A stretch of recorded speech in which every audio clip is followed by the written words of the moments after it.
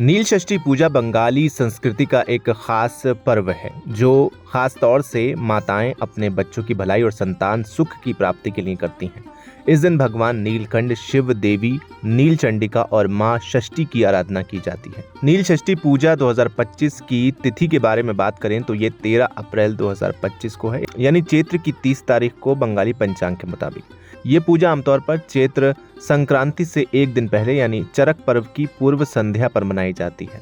इस दिन का कोई खास मुहूर्त नहीं होता, लेकिन शाम के वक्त शिवलिंग पर जल चढ़ाना और संतान की भलाई के लिए दीपक या मोमबत्ती जलाना बेहद शुभ माना जाता है। पूजा विधि की बात करें तो महिलाएं इस दिन उपवास रखती हैं। शाम को शिवलिंग पर जल, बेलपत्र, फूल और फल अर्पित करती हैं। अपराजिता फूल की माला पहनाकर शिव की पूजा की जाती है। संतान के नाम से दीप जलाकर प्रार्थना की जाती है। उपवास तोड़ने के बाद महिलाएं केवल फलाहार, साबूदाना और सेंधा नमक वाला भोजन करती हैं।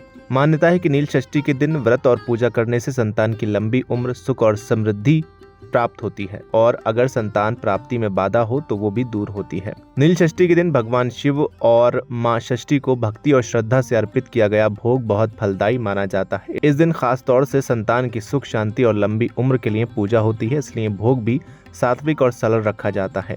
नील षष्ठी पर आप भगवान को बेल पत्र या बेल चढ़ा सकते हैं, जो कि अनिवार्य है। इसके अलावा धतूरा और भांग यदि व्रती चाहे तो।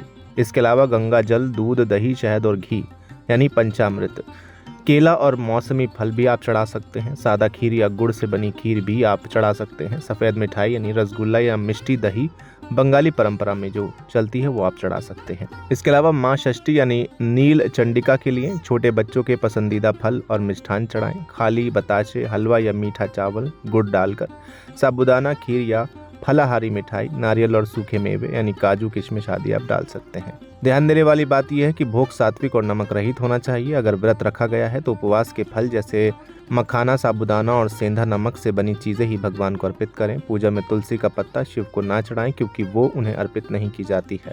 फिलहाल इस वीडियो में इतना ही। आपको जानकारी पसंद आई हो तो इसे लाइक करें, शेयर करें और चैनल को सब्सक्राइब करना बिल्कुल ना भूलें।